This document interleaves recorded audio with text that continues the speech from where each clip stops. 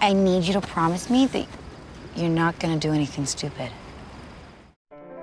The Netflix model of filmmaking is, strictly speaking, driven more by numbers than quality. An omniscient algorithm sifts through viewing patterns, engagement metrics, and user data before spitting out a wildly diverse list of nostalgia bait, awards contenders, risky one-offs, and big names on which to bet the bank. That's how the same company winds up gifting us with Roma, I'm Thinking of Ending Things, and Mudbound, whilst taking a dump with The Ridiculous Six and Bright. Regardless of their artistic worth or commercial prospects, each of these productions has one thing in common: an enormous amount of creative control returned to the filmmakers. It's got to be an enticing proposition for any director, especially one whose very name sparked a years-long discussion regarding directorial intent, final cut, and studio interference. Yet, as Zack Snyder and Netflix's first collaboration, 2021's Army of the Dead serves as a cautionary tale. A monkey's paw misfire, in which the creator's every wish is granted, then conjured up in the most twisted, wrong-headed way possible. Easy peasy Japanesey. Sorry, sir. We're not allowed to say that anymore. It's lemon squeezy now. Yeah, but I think it's fine if he's Japanesey. Army of the Dead takes place in the aftermath of a zombie outbreak in Las Vegas. Now walled off and counting down to the sterilizing blast of a nuclear bomb, a group of mercenaries hatch a plot to rob a casino before the whole area is vaporized. What follows could quite easily have been a breakneck ode to the extravagance of Sin City, mashed up with the devouring hordes of undead Snyder once so brilliantly brought to life way back with his feature debut. But it isn't. This is a weaponized whoopee cushion of ideas that could have been good and have proven themselves elsewhere, but decay and disintegrate once Snyder smashes them together in a hydraulic press.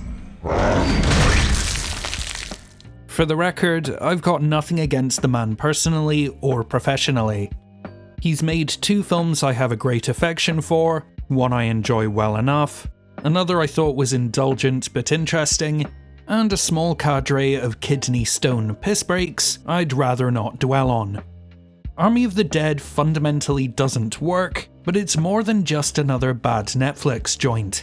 Even if the stock characters and shoot-'em-up shenanigans aren't in any way interesting, parsing out the failures we're forced to wade through is.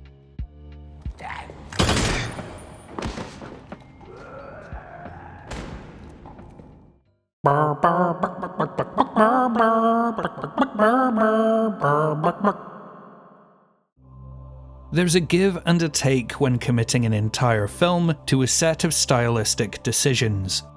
Some will argue that you can't have style without substance to back it up, which is a topic way beyond the scope of emaciated tigers and Dave Bautista's forehead, but what I will say is this: if you're going to lean into an all-encompassing aesthetic, it needs to work for the piece, not against it. To use Snyder as a positive example, I'm going to offer a mild defense of his much maligned affection for speed ramping and desaturated images. In Watchmen and 300, the quick reactions, weighty motion, and pummeling impact of each physical altercation is accentuated and emphasized by their fluctuating frame rate. Each superhuman feat fetishized by a camera that slows down to bask in awe and bow to the whims of these idols. As for the muted colours of something like 300, it's a choice that evokes the bronzed hues of blood and sand, in a way that's wholly consistent with the material. Now, let's look at Army of the Dead's most obvious stylistic choices, namely its utilisation of natural or naturalistic lighting, and its extremely shallow depth of field. Taking over as his own cinematographer for the first time, I can completely understand Snyder's desire to distinguish himself visually, but by eschewing more controlled lighting and a broader range of focus, he's cut off his nose just to look different. Natural light can imbue a piece with a relatable, grounded sense of space. Now, that works for something like Nomadland, where reconnecting with the natural world holds such a spiritual and thematic significance.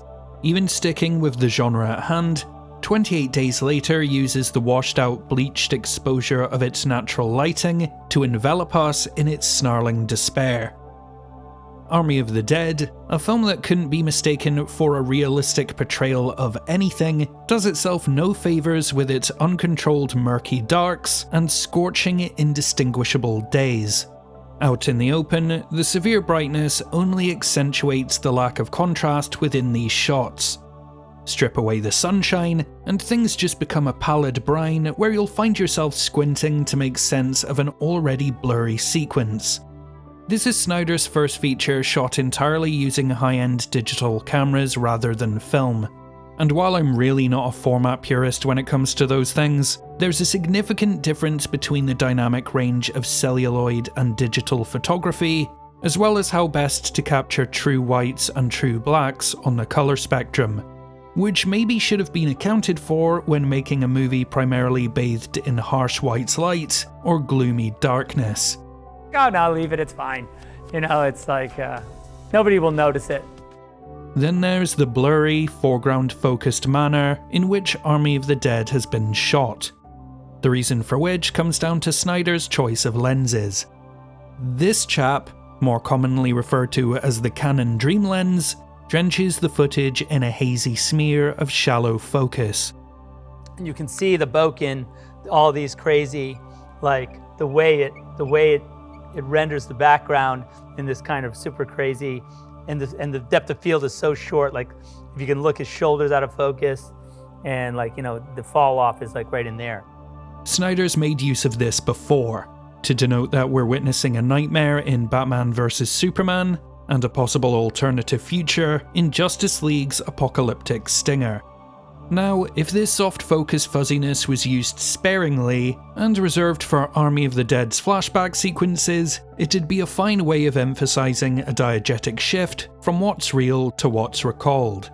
By using this one trick for every single shot, it loses all impact or purpose, whilst inevitably degrading the overall quality of the image to a Vaseline fog.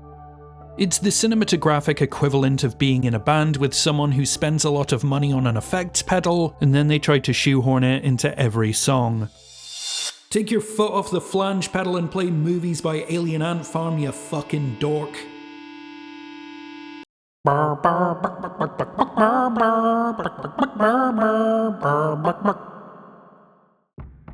Army of the Dead wears its influences on its sleeve, the same way I was inspired to copy Grant Daglish's notes when I skipped film class at university.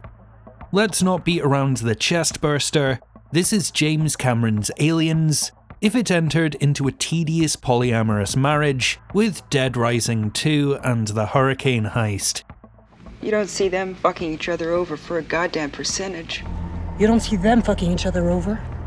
As if the constant reminder of a movie that's better in literally every single way isn't nagging enough, we also need to take note of the James Gunn penned precursor in the room.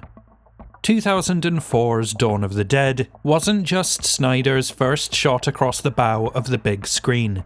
Along with the aforementioned 28 Days Later, it was a much needed shot in the arm for the zombie subgenre, a compulsively watchable action-horror hybrid, and a remake that didn't suck.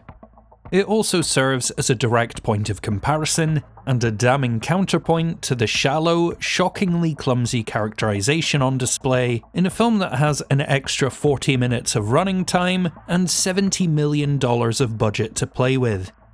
Give me a fucking break, really? Let's look at the closest thing this has to an emotional core. A father-daughter relationship tarnished by the shared trauma of a wife and mother turned neck-biter. Army of the Dead wastes multiple pace-killing conversations, expository blurts and flashbacks, just to say, mum was a zombie, dad killed zombie mum, father-daughter bond never quite recovered. You didn't call, you didn't visit, you didn't talk about it. It's beyond basic. And even still, Snyder struggles to convey this most two-dimensional of backstories with anything approaching an interesting spin. Now compare that to the economy with which Dawn of the Dead communicates life-altering grief. Okay, worst job.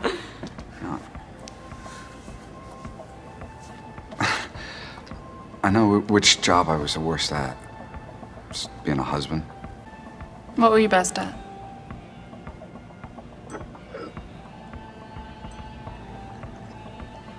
Being a dad. I think I was best at that. Restrained, affecting, and it does the job quicker than you could order a cup of coffee.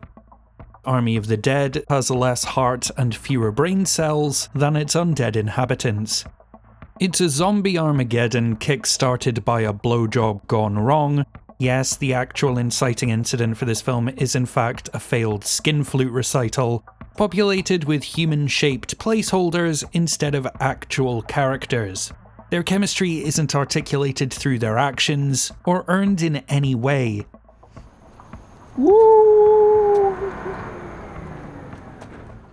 For example, at one point the film just decides that these two are best buds, even though there's no build-up to that or reason why it would happen.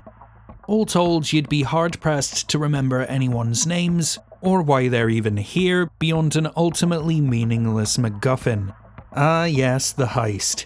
The contrivance that puts these veiny folks in the path of endless waves of the undead. For a director who's given exuberant flourishes to everything from stray hot dogs, to owls, to the most misogynistic film ever made about why misogyny is bad, there is absolutely no panache to what should be the mother of all set pieces. The unmistakable cool of Ocean's 11, the bead of sweat tension of Thief, the bumbling mania of Logan Lucky.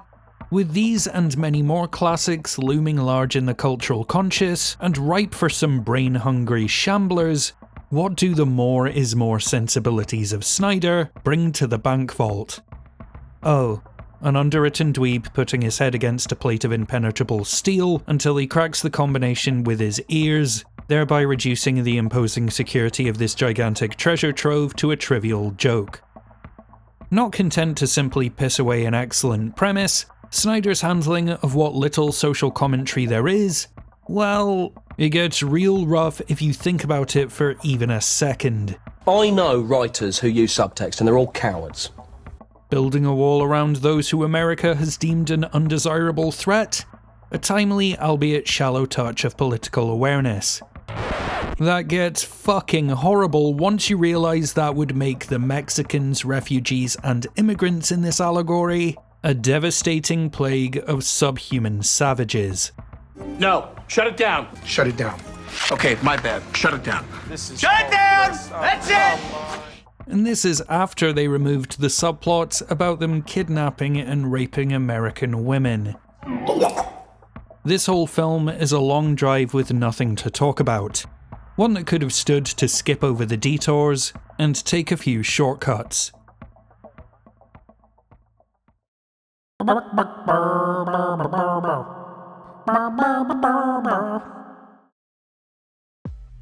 Here's a mercifully brief summation of the arbitrary inclusions and superfluous threads that could and should have been snipped out in order to shave some empty calories off this 2.5-hour soup sandwich. The year's most pointless subplot. There's an enormous waste of time about Batista's daughter trying to find her friend in the ruins of Las Vegas while everything else is going on, and all it does is slow things down, interrupt the flow, further stretch out the already bland cast, and pull us away from anything approaching fun.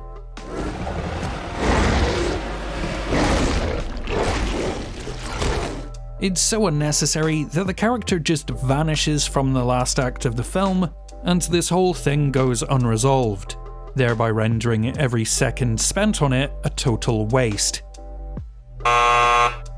Too many Easter eggs. Namely, the floating UFOs here, and the random robotic zombie here. With all the self-serious twaddle and listless shuffling from one room to the next without incident, these in-jokes serve as tone-skewering wankery. And that's without getting into the canonical implications of this all taking place in a world with cyborgs and little green men. The time loop quandary. There's a positively baffling aside that doesn't go anywhere, in which a character posits that this all may be taking place in a time loop. I mean, look at him. It's us. It could be us in another timeline.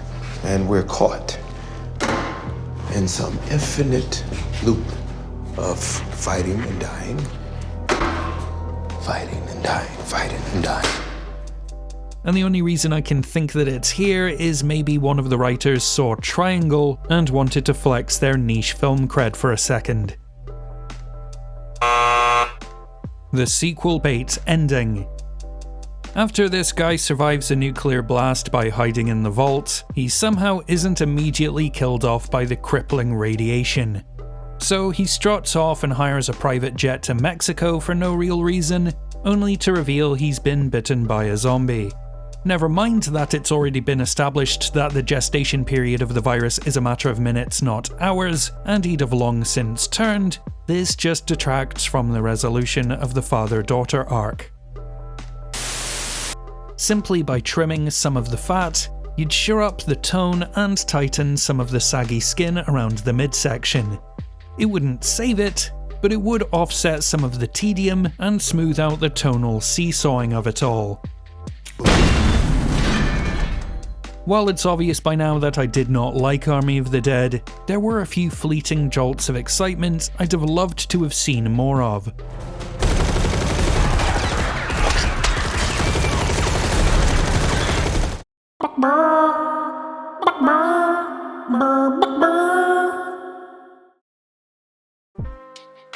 Tig Notaro may have been a last-minute ringer slotted in with CGI trickery once the filmmakers decided to digitally erase alleged sex pervert and confirmed scumbag Chris D'Elia from the final release. But goddamn does she make lemonade out of these putrid lemons. Yeah, some of her lines put the duh in redundant. Listen, I hate my life so deeply. If I had $2 million, my life would change drastically. But Notaro seems to be the only one here who gets what this is, and projects the kind of jovial nonchalance that's sorely missing everywhere else. This is great. A sequence where the team outsmart the vault security measures by luring a zombie through an escalating series of traps feels like a taste of a better film.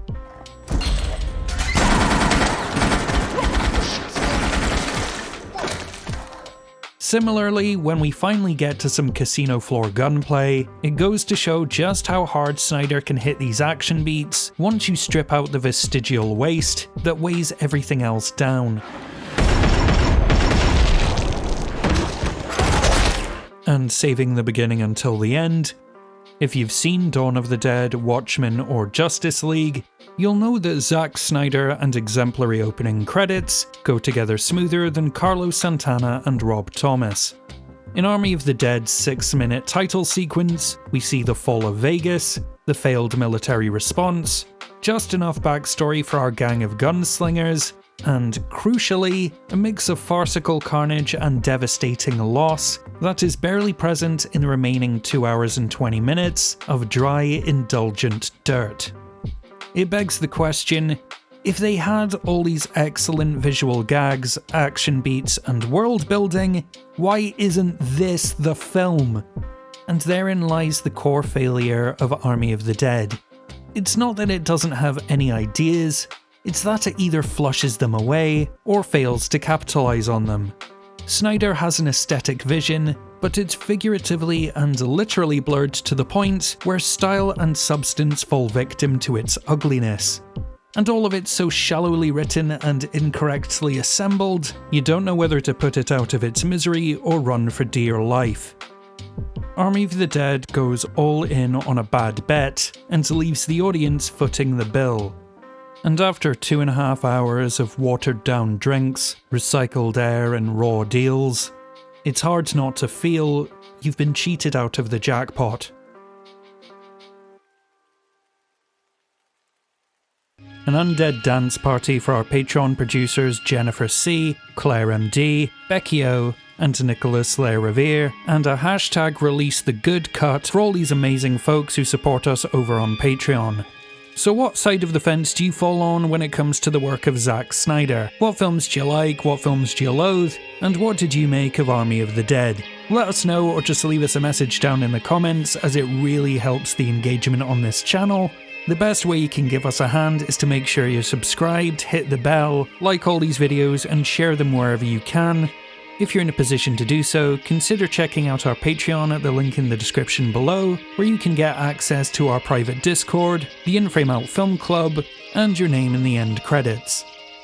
As always, thank you so much for watching. Until next time, this is In Frame Out.